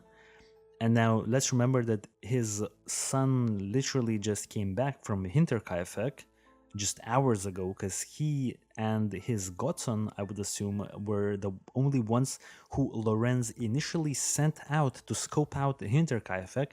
When they returned to him and told him no one's at Hinterkaifeck, he then goes in there. So it wouldn't make any sense for him to be looking for his son that literally just came back a few hours from the Hinterkaifeck. And he's all okay, probably chilling in Lorenz Schlittenbauer's house. Some people think that when he said he was looking for his son, maybe he was referring to little Joseph, you know, the 2-year-old Joseph, because maybe in reality he did know that Joseph was his biological son, and for one reason or another he didn't want to claim him before, maybe because he would have to like pay some sort of child support, back in the day, German, you know, early 20s child support or something like that. So maybe that was the case. I mean, I think we could move past this guy for now a little bit, because we have some. Oh, actually, that's it. That's the story. The next section is, I guess, the questions section. For me personally, I just have a few questions. I just want to quickly go through my questions and just take a peek. Have we already answered them? So my first question was, how were the victims lured into the barn? We kind of hashed it out already. The next question was whether the killer had stayed on the farm for like a, you know, on or around the farm for up to a month, because the newspaper was from Munich. We kind of hashed it out as well. And then we already talked about what Michael Plockel saw at 11:30 p.m. on April 1st. We kind of hashed that out. To be honest, my questions are all answered, so I'm literally good on that sense. I see that you have questions. I think you want to also answer some of yours, or like pose them, right? Yeah, I mean, and as I'm going through this, let me even also mention, because I think, let's add a little extra information about, you know, this family, Andreas's family. They're basically the richest people in town, by far. They've got some kind of substantial fortune. I guess they've been quite frugal. It's worth mentioning that Andreas was apparently so frugal and so cruel with his family. He was known to like withhold food and other things from them. There was supposedly he had like locked the children in the cellar for days. I guess you know, like Victoria when she was growing up. Um, he was known for just being very cruel and for, I guess, doing a lot of power tricks or power games, mind games over the family, withholding resources, etc. So this is one of the reasons why they're resented, not only for just the degenerate stuff that's going on in the household, but there's a lot of people that coveted their fortune. And apparently there had even been a rather large donation that was given to the local church, but it was given in a weird way. It wasn't given like in the charity box or, you know, the collections box. It was left in the confession booth, I guess. And eventually the priest kind of tracks down the only the only family that could have possibly donated this rather large amount of old currencies. It was actually gold coinage. It wasn't even the current Wow. currency of the government. And he's like, you know, we know it's you because no one else in this village even has any money close to this. And why'd you do it? And she's like, oh, well, you know, I wanted to help with missionary work or whatever. And it was just really weird because it was unsafe. It was left someplace where, like, you know, the very next person into the confession booth could have been like, oh, free money. Not that that would have been the Christian thing to do when you're going to a confession booth, but I'm just saying, it could have happened. Yeah. Didn't happen. So that's already pretty weird. And this is actually one of the motives for, I think, some of the other suspects that people always talk about for why this happened. Now, that being said, I think one of the things that I also think it's worth mentioning is that, with that being said, and that being a big factor, it's worth mentioning that their money was still in the house. So at first this thing happens and they're like, oh my God, someone, finally did it. They killed the family and they took the money. But they're like, oh, wait, no, the money's still here. So Yeah. that's, I think, one of the questions I have buried in here. But I think it's just to kind of, as we're sort of finishing off, the picture of this family. It's also worth mentioning that Andreas had been known to have like quite argumentative battles with lots of people that were involved with Victoria. So whether it was her husband, um, is it Karl, or Yep. Yep. you Karl know, Gabriel. or a friend, what's his name? Lorenz His name's Schlittenbauer. yeah, Lorenz Schlitt. Lorenz. Yeah, friends. Yeah. So there was some rumors that they'd had some rather big arguments, like including like, I guess at one point, um, that Victoria had approached him to kind of make up this whole thing about who the paternity was of Joseph, so that they wouldn't end up with another,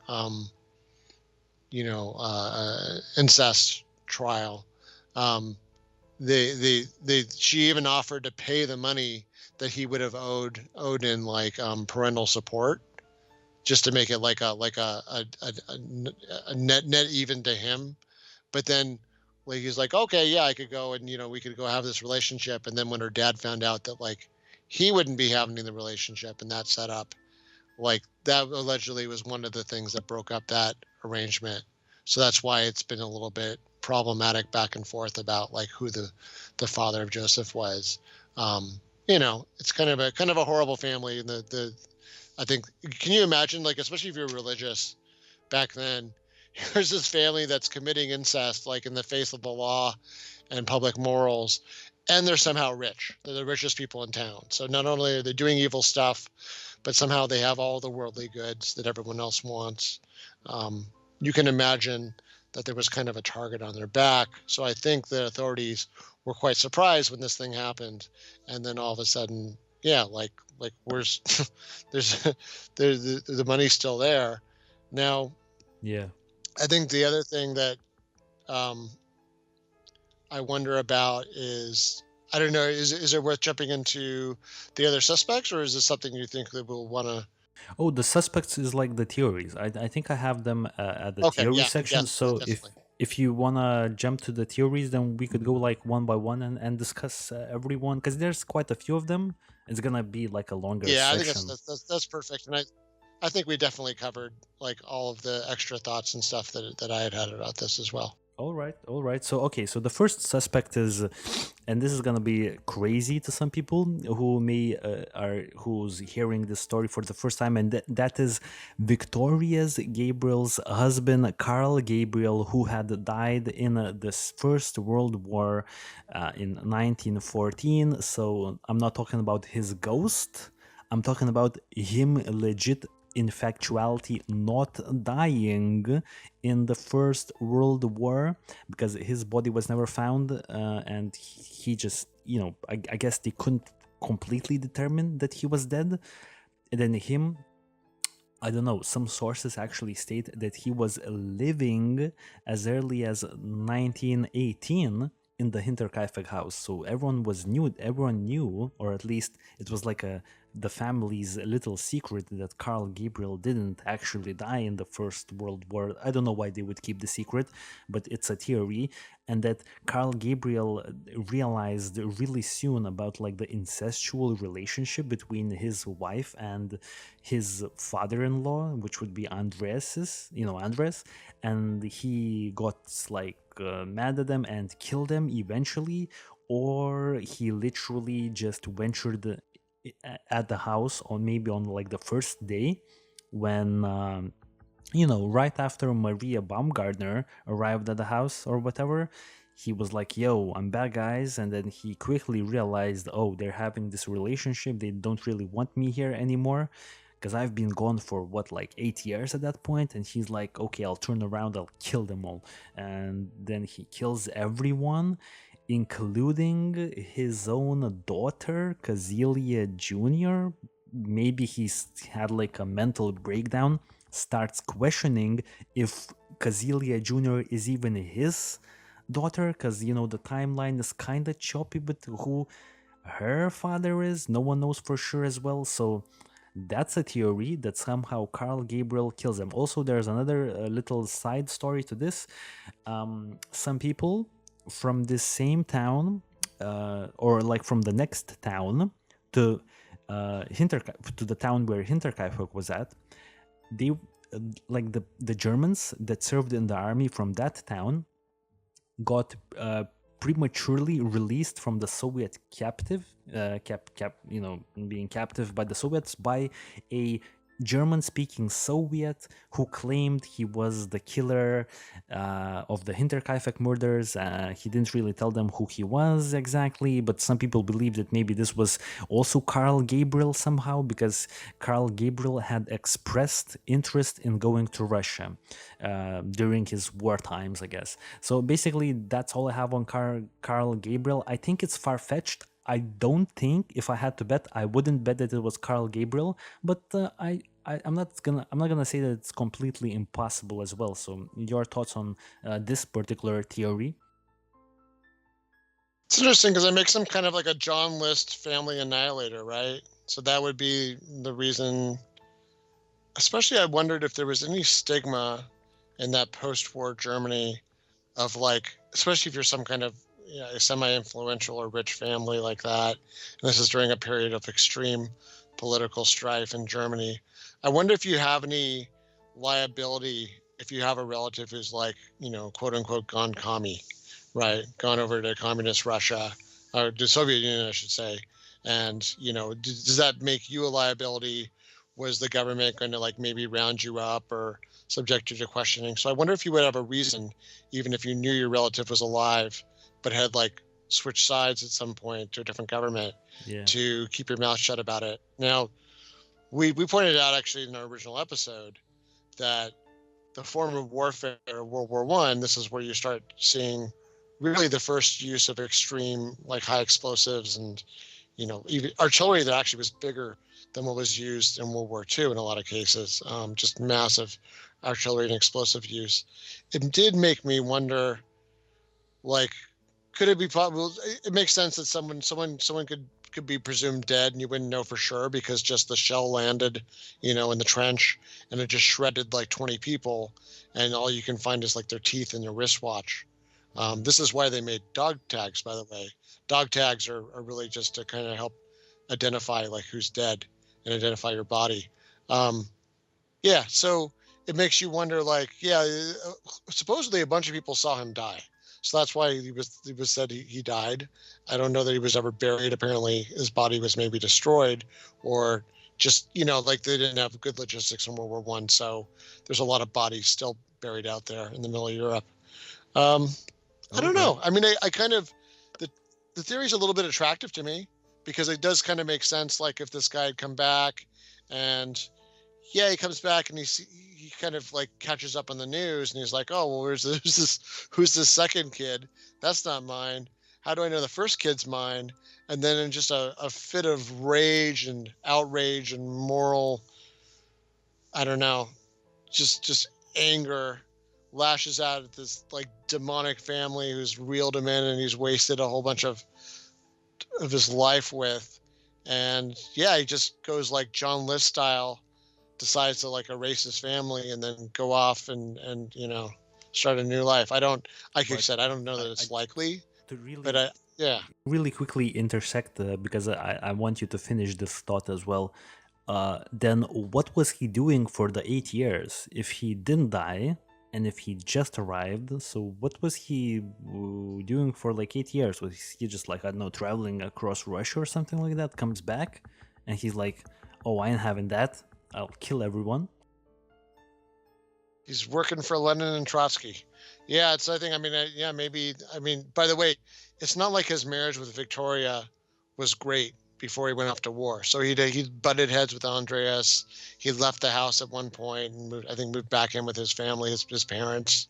So, he may have like not been that connected. So let's suppose he does sneak back into Germany. He's like, you know what, I want to tie up loose ends, and then he gets back there and he's kind of secretly holed up.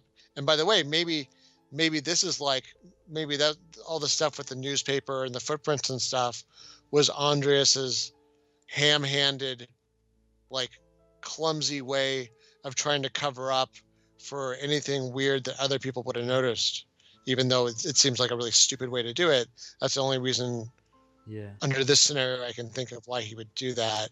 Or maybe he's even trying to like kind of point the arrow without pointing the arrow if he resented this visitor back at the household. But yeah, I mean, in the grand scheme of things, I assign this a 5% chance of happening. Yeah, I wouldn't give more than that as well.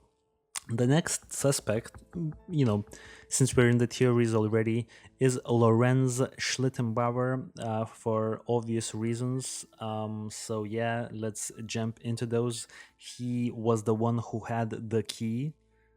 He just opened the door and he runs inside of the house. Kind of strange. You just see horribly murdered 4 individuals. You're like, oh, I have the key. I'm gonna go investigate further. Let's see who else is dead. Because my reaction would be like, okay, let's back away from this house and let's call the cops. That's my reaction. His reaction, let's open the door, let's move the bodies around, let's make, some, I guess, early dinner in the kitchen, let's just hang out for a while. So that's his reaction. Also, his later on he was like spotted by a teacher at the scene, and this is all happening when the house was already demolished, and he has a quick conversation with this teacher from the town, and he says something along the lines, the killer tried to bury the bodies underground, but the ground was frozen and it was hard to dig. So he just lets this information slip out of him to the teacher, and then the teacher obviously reports this to the police, and they're thinking, yo, he had sensitive information that only the killer would have known. But I think anyone could really make that guess, so I don't know how much weight to put on that particular theory. At the ending of his life, he actually won a lot of lawsuits and he got cleared. I assume he got cleared. Maybe not so much, who knows really, because it's really choppy. It seems that he was in so many lawsuits with like literally everybody. He turned into like a like a really litigious person on the second part of his life, I would assume. And yeah, that's all we have. His strange reactions, also him potentially being the father of Joseph, him having the key that was missing, and contaminating the scene. I mean, to me personally, he looks like the strongest suspect right now out of everyone, and I think it's, I don't know how many percentages I would place on him, maybe even like a good 30% on him. So yeah, your thoughts on Lorenz Schlittenbauer? Yeah, I agree. I mean, he was he was showing off the house like he was a realtor trying to sell a house to like interested buyers or something. He Yeah. goes running into that house, no care. Oh, that killer's gone. I'm sure of it. Um, yeah, I mean, I would even almost go further to say I would almost assign like maybe a 50% chance. I mean, it seems like for sure other people were blaming him for a long time. That would make sense why the money wasn't taken, because it wasn't a primary motivating factor. It was personal. There was much personal animus between him and Andreas, him and Victoria, probably just from the relationship angle. And then, yeah, I mean, maybe just some sense of outrage. And it also makes sense from what we were talking about before. how do you lure four people into that room? Well, everybody in that place that can walk knows him except for the maid, right? Maybe the maid knows him, but the maid doesn't know that he's supposed to be there. So maybe that makes sense why they all, one by one, or however many people at once, walked into that barn, because it's just Lorenz calling me into the barn for some reason. He's probably just helping out, with something or talking about something, and then whack. That's a super good Oh, and by point. the way, sorry, just to cap it off, Yes, yes. the injuries to everybody were quite severe. In fact, while everybody got whacked pretty good, except for, like I said, Kazilia Jr. Um, Andrea's face, Andreas's face, I should say, was smacked so much it was said to have been basically shredded by the instrument that did it. And it's worth mentioning. That sounds like a pretty personal kind of killing. I mean, it does make sense that he's also maybe physically, potentially the most dangerous opponent, as he's the only full-grown man there, and he's a farmer, so I assume he's got some strength to him if he's not in bad health. But it's worth thinking about. By the way, murder weapon, which wasn't found until the place was actually torn down when they found a false ceiling, was something called a mattock. And I think when I looked at what a mattock is, um, for our North American listeners, if you know what a pickaxe is, a mattock is like the non-pointy end of a pickaxe. So it's the other side of the pickaxe, where it's sort of like an axe that's sideways, and it's used for breaking up ground. Um, like if you ever need to open up the ground in your yard and you've got hard ground, well, you hit it with the pointy end of the pickaxe and kind of pry up, and then you can use the other end to chop up the big clods of dirt and help aerate your soil. Yeah, yeah, exactly. I think you do it just before you want to plant like seeds. You know what I mean, or something like that. Anyways, speaking Yeah, yeah, about exactly. yeah, uh, so yeah, basically that's Lorenz, right? So as I've said, a lot of suspicion goes to Lorenz. Now we have four sets of brothers. Okay, four sets of brothers. So I'm thinking, let's just go through the four sets of brothers. So there's a lot of people, and a lot of brothers were kind of in suspicion here. So I just want to quickly go through them and let's see which of the set of these four brothers is the most likely ones to have committed these murders, or if any at all. So the first set is Anton Gump and Adolf Gump, so two brothers. Now, how are they connected to the Hinterkaifeck murders? Is that, remember the previous maid, Crescentia Mayer? Oh wait, I'm sorry. This is another woman. My bad. Anyways, I'm gonna get confused here a lot. So, anyways, let's go. In 1951, Crescentia Mayer claimed on her deathbed, so a woman who's dying in 1951, to a pastor, multiple pastors, it seems like, that her brothers, so this dying woman's brothers, Adolf and Anton Gumps, had committed the Hinterkaifeck murders.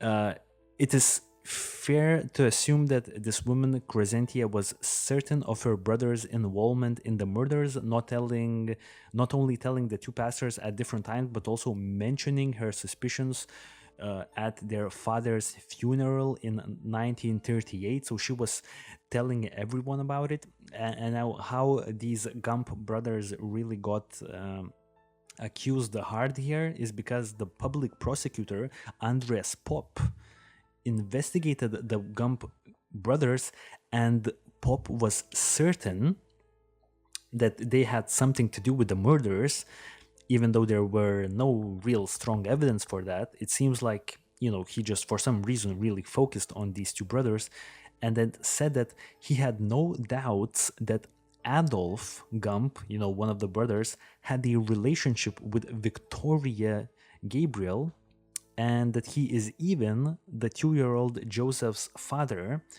And then he the prosecutor believes that Adolf committed the murders after learning about Victoria's incestual relationship with Andres. Uh, so this was some sort of a revenge motive. And yeah, so basically, we then later found out that this woman, Crescentia Mayer, who accused the two brothers initially, she had like a lot of siblings, like multiple, it's around like 15, I believe, 15 siblings. So this is a big family, and for some reason, she hated mostly everyone in her family, and she sort of like really was like throwing her brothers under the bus, and there wasn't really a lot of evidence. It's just this one woman who really hates her family, and now she says that she strongly believes that, two of the brothers killed people in Hinterkaifeck. I found this, I don't know. I don't even know how many percentages to give here because there's literally no like real strong evidence connecting these people. I don't think they were. It hasn't even been proven any connection between Hinterkaifeck and the Gump brothers. And if there isn't any connection, then I kind of don't. I just can't make a quote on how much percentages to give for this theory because there's no connection. So your thoughts on these brothers? Yeah, I don't put a lot of stock in it. It reminds me of cases like John Bonet, where you'd had all these people trying to confess to it, either because they wanted attention or, I don't know, some other weird motive. And in this case, she has a bone to pick and a axe to grind, to mix metaphors, with with her family. So I just think it was, probably a combination of attention seeking and vindictive behavior against her own family.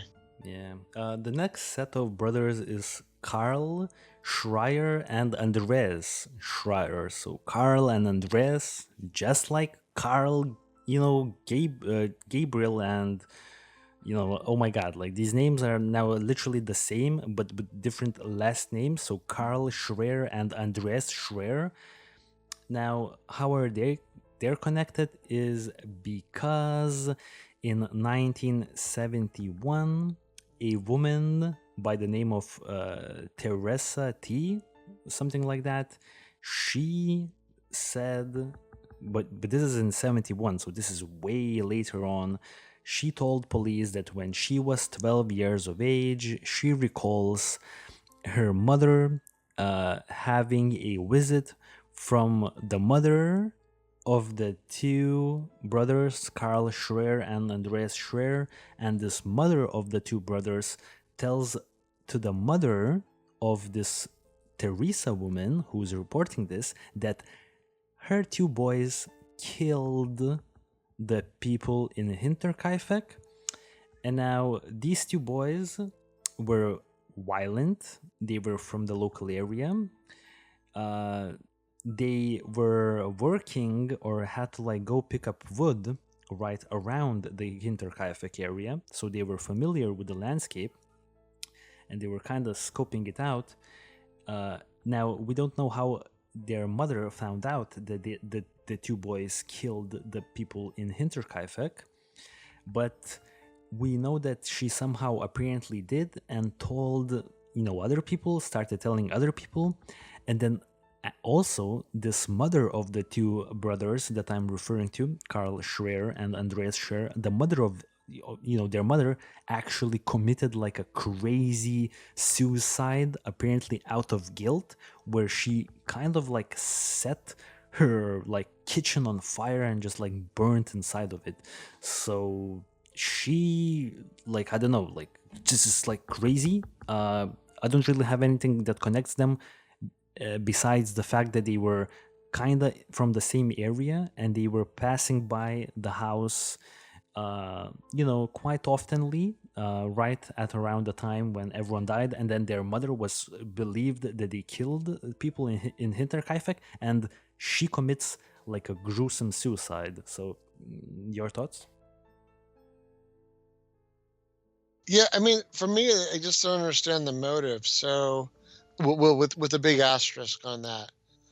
So, if the motive for let's see, some of these people is that it's financial and then they leave all the money behind. The one thing I was thinking of is, what do you think, I guess, in relation to something like this where, there's not really a personal motive? Is it possible that someone would have done this with the financial motive in mind and then had like a motive, like a moment of clarity after they'd already done everything terrible? Um, a moment of clarity where they're like, oh my gosh, I'm going to show up with like $1,000 or, like a fortune, and everybody's going to know it was me, right? Because we only had one rich person in this whole village. It's not like I won the lottery. Like, how would I, this is obviously going to be a big arrow pointing at me that I'm the one. Maybe the smartest thing I can do is just walk away and, just, I already have this big burden to carry mentally that I did this, but at least I won't like show everybody in the most obvious way that I did this. Yeah, I mean, maybe they did realize that, but I don't know, dude. I will say I buy these brothers being involved more so than the previous Gump brothers, but not as much as the next brothers, which would be the Anton Bichler, Karl Bichler, and their friend George Siegel. And now this is where the previous maid, the one that left work 6 months ago because she believed the house was haunted or something like that, she comes into place a lot for the last part of the podcast. So her name is, let's remember, Crescence Rieger. That's her name. So she said she suspects Anton Bichler, Karl Bichler, and George Siegel to be responsible, because let's think of it this way. She was the maid that was working there for a long time, so she was heavily questioned by the investigation because she may potentially know crucial details that could solve the Hinterkaifeck murders. So how are the Bichler brothers and the George Siegel involved here is because Anton Bichler had previously helped with the potato harvest in Hinterkaifeck, therefore he had a good understanding of the premises. Crescence, the maid, said that Anton talked to her quite often about the family that was living there, about Andreas, Victoria, Cazilia Sr., etc., etc., and he reportedly suggested to Crescence a lot that the family ought to be dead. Crescence also emphasized in her interrogation that the farm dog barked at everyone, but it never barked at Anton Bichler for some reason. One night, a stranger came to Crescence's window and spoke to her. It turns out that Crescence was in, quote, a love affair with Anton, and this is according to Anton, because Anton Bichler said we were in a love affair when he was interrogated. So Anton is in a love affair with Crescence, and it turns out that he would often go to Crescence's window at night, but this particular night, Crescence suspected that it was not Anton who came to her window, but it was Anton's brother Karl Bichler. Because it was dark and she couldn't really make it out who was there, but the voice kind of sounded like Karl's voice, but not Anton's voice. And, Karl allegedly asked about the family once again, but then Victoria, especially about Victoria and Andres, but now Crescence was like, I'm not gonna answer to this unknown person at night. Is this Anton? Is this Karl? I don't know. I'm not gonna talk about it. And yeah, so she believes because they were coming up to her window and they were asking a lot of questions.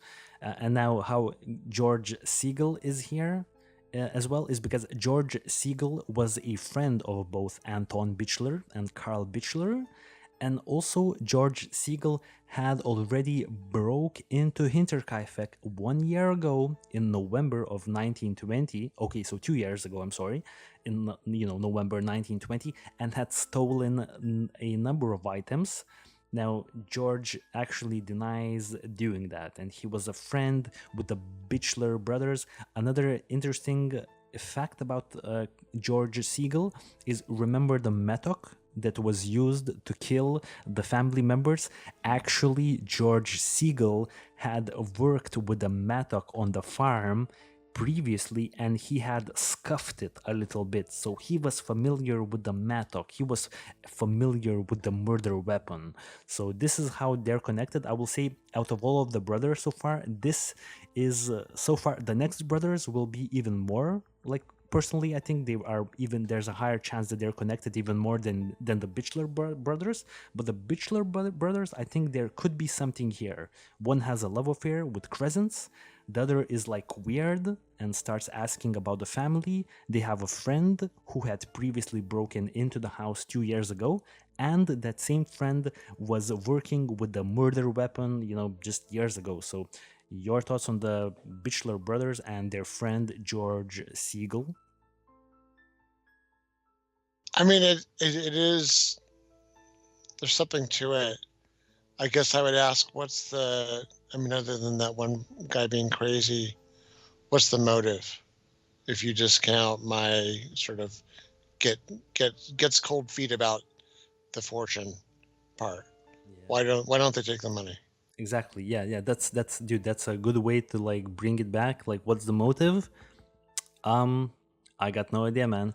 But now let's jump to the last brothers, the Thaler brothers. I think they are connected. Probably like they have the strongest connection, and why is because remember Crescents, the previous maid. Well, it turns out that Anton Bichler was not the only person who was at her window a lot.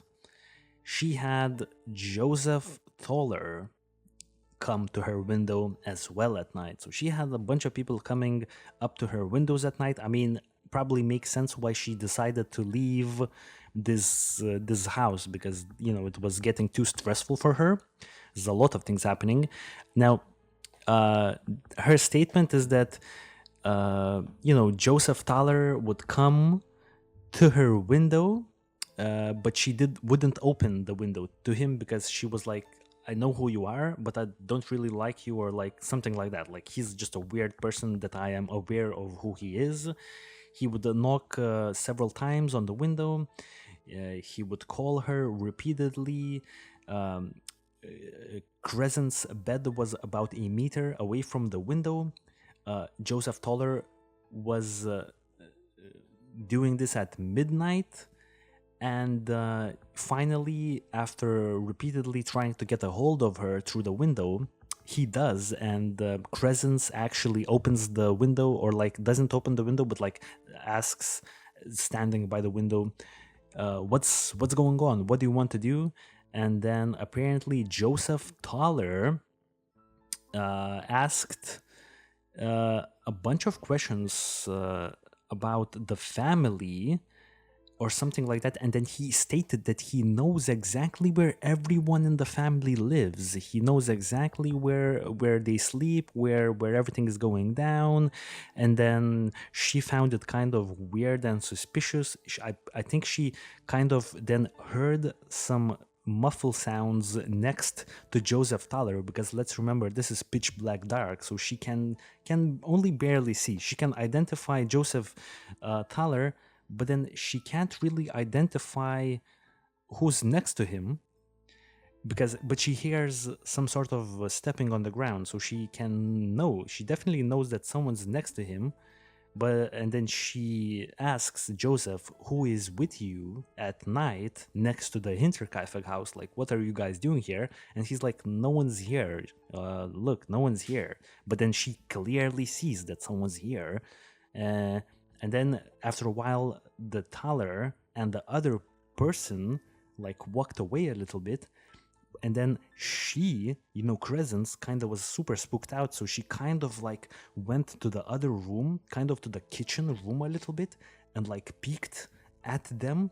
And then they saw both of the Thaler, what she believes, that Joseph was with his brother. She saw them kind of looking at the attic, and then they were looking at the machine room before disappearing. Both of these areas are like key areas Okay, they're like both of these like areas are key areas in this case, and they were kind of looking at them. And I believe the Thaler brothers also like were known to not be good people, to like do robberies. I believe they like did robberies. They were known to like do robberies or something like that. So that's their connection to the case. I think just the fact that they were creepily looking at both of these key areas kind of puts them at probably high, out of all of these aspects, I would say Lorenz Schlittenbauer, and then I would say the Thaler brothers. Once again, why didn't they take the money? I got no idea. So yeah. Yeah, no, I think you outlined it perfectly, and my same objection to that. But I mean, I don't object. Like, I mean, once again, I think I've said this in other episodes. Just because a crime happens doesn't mean it needs to make sense.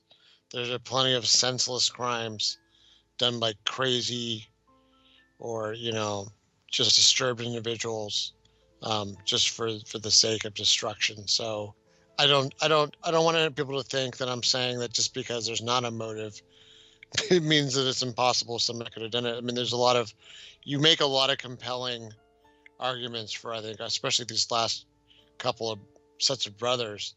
The one thing I keep on wondering is what the hell's going on with Crescenza's window? Like, she's got like a drive-through.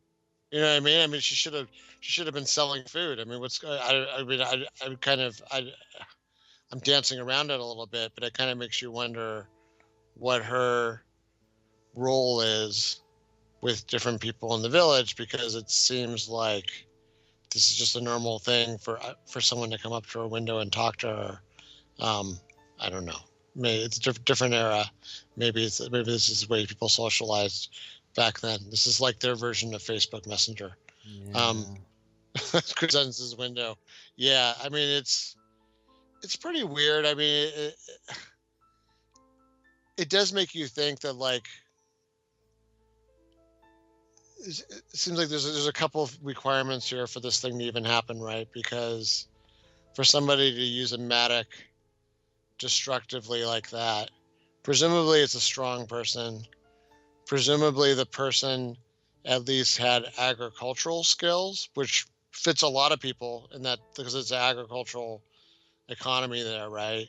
So it's somebody that knows how to feed it, knows how and when to feed barnyard animals. Yeah. Um, Presumably knows how to use a matic and has the upper arm strength, upper body strength to use it destructively against more than one human being. I was thinking, like, that's kind of a lot of effort. Like, I've been doing a lot of, I think I mentioned this in another episode, I've been doing a lot of do-it-yourself stuff around the house. Yeah. So I've gotten a little stronger, been lifting big bags of concrete and crap like that. But, a couple months ago, before I was getting in better shape, like, if I had to dig a hole that was like a foot deep, I would be kind of winded. Now I'm not. Now it's fine. I can do it. But I was thinking, even to like beat what, 6 people to death. Admittedly, one's an infant. And then one of the people, he slit their throat. That still sounds like a lot of physical effort. So it's someone that's in pretty good physical shape, strong enough to overpower the only other grown man in the whole household, and then do all that other stuff. But apparently they don't know anything about cooking, because they were burning weird stuff in the oven. Maybe that was them trying to cook and just burning the crap out of bread and leftovers and stuff. Um, yeah, it's Why would they? just a baffling and weird case. Just a really quick.